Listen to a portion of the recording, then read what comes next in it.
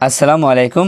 আজকের ক্লাসে পঞ্চম শ্রেণীর গণিত বইয়ের ৬৮ ও ৬৯ পাতায় যে অঙ্কগুলো আছে সেই অঙ্কগুলো করে দেখাবো। তো প্রথমে আমরা ৬৮ পাতার অঙ্কগুলো করব। দেখো ৬৮ পাতার উপরে লেখা আছে সাধারণ ভগ্নাংশের রূপান্তর। তার মানে যে দশমিক ভগ্নাংশগুলো আছে সেই দশমিক ভগ্নাংশগুলোকে কিভাবে আমরা সাধারণ ভগ্নাংশে প্রকাশ করব সেটা এই ক্লাসে শিখব। দেখো এখানে ৩টা অঙ্ক দেওয়া আছে, এই ৩টাকে এখন আমরা সাধারণ ভগ্নাংশে প্রকাশ করব। সাধারণ ভগ্নাংশ বলতে যার লব এবং হর থাকবে, আর দশমিক ভগ্নাংশে কি থাকে? দশমিক থাকে। আর সাধারণ ভগ্নাংশে লব আর হর থাকে। উপরে থাকবে লব, নিচে থাকবে হর। তো এটা কিভাবে তৈরি করবা? খুবই সহজ, খেয়াল করো। দেখো এখানে আছে 0.3। প্রথমে দশমিক বাদে, মনে করো দশমিক নেই, তাহলে উপরে কত হবে? প্রথমে শূন্য থাকলে সেই শূন্যের কোনো দাম নেই, তার মানে উপরে হবে 3। উপরে হবে কত? 3।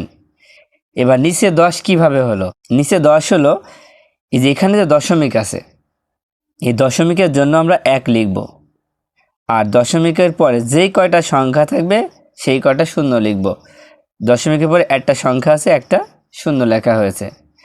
তারপরটা দেখো 0.15। আচ্ছা আমি এখানে করে দেখাচ্ছি তাহলে ভালো হবে। 0.15 সমান চিহ্ন দিয়ে এখানে আমরা লিখব, একটা দাগ দিব। প্রথমে আমরা দশমিক বাদে উপরে লিখব, সামনে শূন্য আছে, এই শূন্যের কোনো দাম নেই। দশমিক যদি আমরা বাদ দিয়ে দিই তাহলে কত হচ্ছে? 15 হচ্ছে, তার মানে 15 লিখবো হচ্ছে উপরে।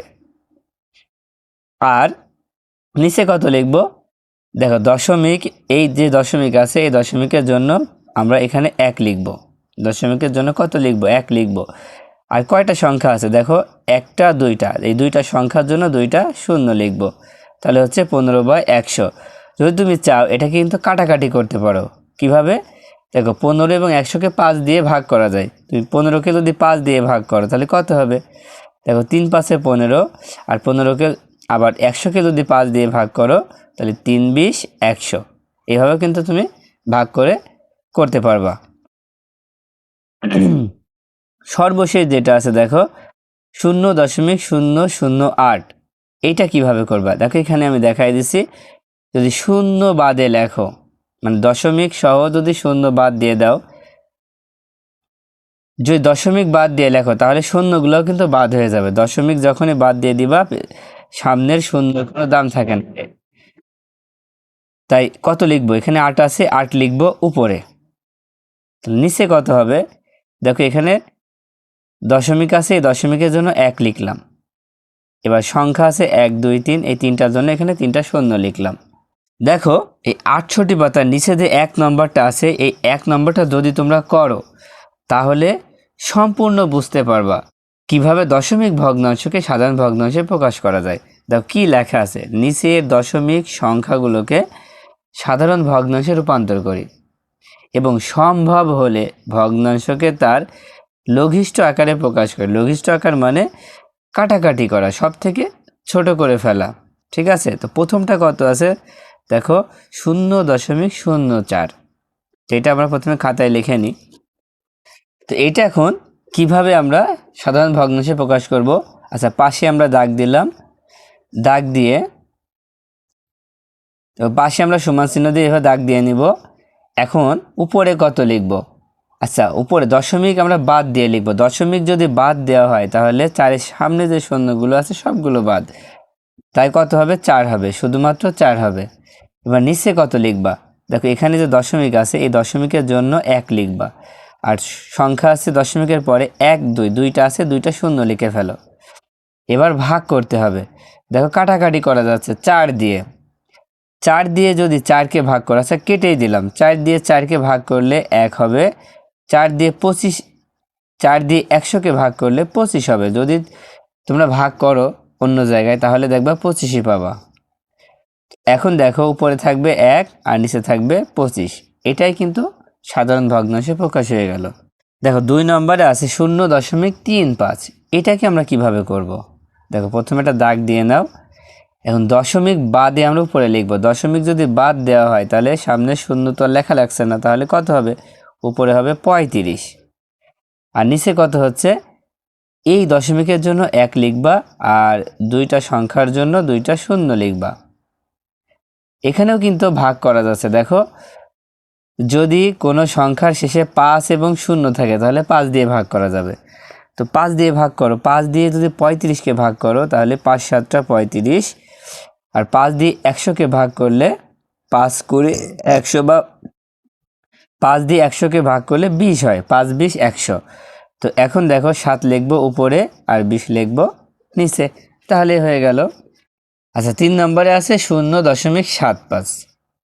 এটাকেও কিভাবে লিখবা তোমরা কি বলতে পারবা? কত লিখবো উপরে? দেখো, দশমিক বাদ দিয়ে লিখবো। দশমিক বাদ দেওয়া মানে 0টা বাদ, তাহলে উপরে লিখবো হচ্ছে 75। আর নিচে দেখো, এই দশমিকের জন্য 1 লিখবা আর দুইটা সংখ্যা আছে দুইটা শূন্য লিখবা। এবার 75 আর 100 এটাকে ভাগ করা সহজ। কত দিয়ে ভাগ করবা? 75 আর 100 থাকলে 25 দিয়ে ভাগ করা যায়। কত দিয়ে? 25 দিয়ে। আর যদি না পারো তাহলে 5 দিয়ে ভাগ করবা। প্রথমে 5 দিয়ে ভাগ করবা, তারপরে আবার 5 দিয়ে ভাগ করবা।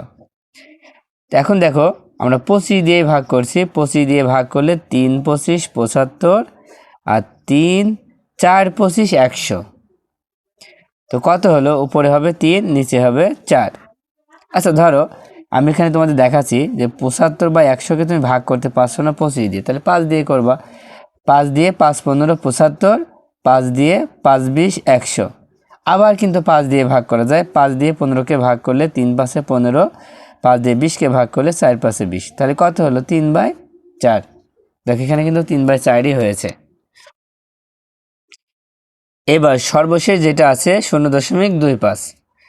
তো এটা করার জন্য কি করবা? প্রথমে দশমিক বাদে যদি লেখা হয় তাহলে উপরে লিখবা 25, আর নিচে কত? দশমিকের জন্য 1 আর দুইটা সংখ্যার জন্য দুইটা শূন্য। দেখো, 25/100 হলে 25 দিয়ে ভাগ করা যাচ্ছে খুব সহজে। 25 দিয়ে 25কে ভাগ করলে 1 হয়, 25 দিয়ে 100কে ভাগ করলে 4 হয়। তার মানে উত্তর হবে 1/4। আমরা পাশেও লিখতে পারবো 1/4, আবার চাইলে নিচেও লিখতে পারবো, তোমাদের ইচ্ছা। আচ্ছা, এবার 69 পৃষ্ঠা বের করো। 69 পৃষ্ঠায় আছে দশমিক ভগ্নাংশে রূপান্তর। এখন সাধারণ ভগ্নাংশ যদি থাকে তাহলে সাধারণ ভগ্নাংশকে তুমি কিভাবে দশমিক ভগ্নাংশে প্রকাশ করবা? এটাও কিন্তু অনেকটা সহজ যদি তুমি বুঝতে পারো। তো দেখো, প্রথমে আছে 3/10, 27/100, 341/1000। যদি 10 100 1000 থাকে তাহলে খুব সহজ হবে, আর যদি না থাকে তখন নিয়মটা আলাদা হবে। তো প্রথমে আছে 3/10। দেখো, এখানে 3/10 আছে। তো কিভাবে দশমিক ভগ্নাংশে প্রকাশ করবা? খেয়াল করবা যে নিচে শূন্য আছে কয়টা। দেখো, শূন্য আছে একটা। যদি একটা শূন্য থাকে তাহলে উপরে যে সংখ্যাটা থাকবে সেই সংখ্যার আগে দশমিক দিয়ে দিবা। তার মানে একটা সংখ্যার আগে দশমিক দিয়ে দিবা। দেখো, এখানে প্রথমে 3 ছিল, 3 এখানে লেখা হয়েছে। 3 লেখার পরে 3-এর আগে দশমিক দেওয়া হয়েছে। আর দশমিক যখনই দেবো তখন সামনে কোনো সংখ্যা না থাকলে শূন্য দিতে হয়, সেজন্য হয়েছে 0.3। এবার এখানে দেখো 27/100। এখানে 100-র শূন্য আছে 2টা, উপরে সংখ্যাও আছে 2টা, এই জন্য 2টা সংখ্যার আগে দশমিক দিবা। প্রথমে 27 লিখে নিবা, তার আগে দশমিক দিবা, দশমিকের আগে একটা শূন্য দিয়ে দিবা, উত্তরটা হয়ে যাবে। তারপরে আছে 341/1000। দেখো, এই 1000-এর শূন্য আছে 3টা, উপরে সংখ্যাও আছে 3টা, তার মানে 3টা সংখ্যার আগে দশমিক হবে। 341 লিখে দিবা, দেওয়ার পরে তার সামনে একটা দশমিক দিবা, দশমিক দিয়ে সামনে আরেকটা শূন্য দিতেই হবে। ঠিক আছে? দেখো, কত সহজেই এইগুলা কিন্তু দশমিক ভগ্নাংশে প্রকাশ করা হয়ে গেল। দশমিক ভগ্নাংশ কোনগুলা? যেগুলোতে আমরা দশমিক চিহ্ন ব্যবহার করি সেগুলো হচ্ছে দশমিক ভগ্নাংশ। এখন দেখো, এখানে লেখা আছে 3/5, 7/25, 173/500কে দশমিক ভগ্নাংশে প্রকাশ করি। এখন কিন্তু এখানে 10 100 1000 নেই, তখন কিভাবে করবা? এখন আমরা এখানে যে সাধারণ ভগ্নাংশগুলো আছে এই ভগ্নাংশগুলোকে দশমিক ভগ্নাংশে প্রকাশ করব। কিভাবে? প্রথমে 3/5 লিখে নিলাম। নেওয়ার পরে সব সময় নিচে আমরা হয় 10 বানাবো, নয় 100 বানাবো, নয় 1000 বানাবো, বা 10,000 বানাবো। ঠিক আছে? তো নিচে দেখো 5 আছে, তো 5কে 10 বানানো খুব সহজ। কিভাবে? 5-এর সাথে যদি আমরা 2 গুণ করি তাহলে 10 হয়ে যাচ্ছে। 5-এর সাথে যদি 2 গুণ করি তাহলে 3-এর সাথেও 2ই গুণ করতে হবে। এখন গুণ করে ফেলো, 3 দুখানি 6, 5 দুখানি 10। এবার দশমিকে কীভাবে বানাবা, দেখো 10-এর শূন্য আছে একটা, তাই উপরে যে একটা সংখ্যা আছে তার আগে দশমিক দিয়ে দিবা। দেখো 6 এখানে লিখে নিবা, নেওয়ার পরে একটা দশমিক দিয়ে দিবা, তার সামনে একটা শূন্য দিয়ে দিবা। তারপরে দেখো 7/25, 25 যদি থাকে তাহলে 100 বানানো যাবে। কিভাবে? 25-এর সাথে 4 গুণ করলে 100 হয়। 25-এর সাথে 4 গুণ করলে এই 7-এর সাথেও 4ই গুণ করতে হবে। গুণ করো, দেখো 4 7 28 আর 4 25 100। এবার দেখো 100 শূন্য আছে দুইটা, তার মানে উপরে যে দুইটা সংখ্যা আছে তার আগে দশমিক দিয়ে দেবো, হয়ে যাবে। দেখো 28-এর আগে দশমিক দিয়ে দিবা, তার আগে একটা শূন্য বসাই দিবা, উত্তর শেষ। তারপরটা আছে 173/500। দেখো 500 হলে তো আর 100 বানানো যাবে না, 1000 বানানো যাবে। 1000 বানাতে হলে কত গুণ করলে? 500-এর সাথে 2 গুণ করলে 1000 হয়। তাই কি করবা? 500-এর সাথেও 2 গুণ করবা, আবার 173-এর সাথেও 2 গুণ করবা। এবার 173 আর 2 গুণ করলে 346, আর 500 আর 2 গুণ করলে 1000 হবে। এখন 1000-এর শূন্য হচ্ছে 3টা, তাই উপরে যে 3টা সংখ্যা আছে তার আগে দশমিক দিয়ে দেব। তো 346 লিখে তার আগে একটা দশমিক দিয়ে দাও, তাহলে উত্তরটা হয়ে যাবে। দেখো নিচে লেখা আছে যে নিচের ভগ্নাংশগুলোকে দশমিক ভগ্নাংশে প্রকাশ করি। আছে কত? 7/20। তো বললাম নিচে যে সংখ্যা থাকবে সেটাকে আমরা 100 বানানোর চেষ্টা করব। তো 120-এর সাথে কত গুণ করলে 100 হয়? দেখো 20-এর সাথে যদি আমরা 5 গুণ করি তাহলে 100 হবে। তো 20-এর সাথে 20-এর সাথে 5 গুণ করলে 7-এর সাথেও 5 গুণ করতে হবে। 5 7 35, আর এখানে 20-এর সাথে 5 গুণ করলে 100 হচ্ছে। দেখো 100 শূন্য আছে কয়টা? দুইটা, তার মানে উপরে যে দুইটা সংখ্যা আছে তার আগে দশমিক দিয়ে দেবো। প্রথমে দুইটা সংখ্যা লিখে নাও, 3 5। এবার তাদের আগে একটা দশমিক দাও, আর দশমিক একা বসবে না, তাই একটা সামনে শূন্য দিয়ে দাও। এবার 2 নম্বর দেখো 11/25 সমান, এখানেও আমরা এই 25-এর সাথে কত গুণ করলে 100 হবে? দেখো 25-এর সাথে 4 গুণ করলে 100 হবে, তার মানে এখানেও 4 দিতে হবে।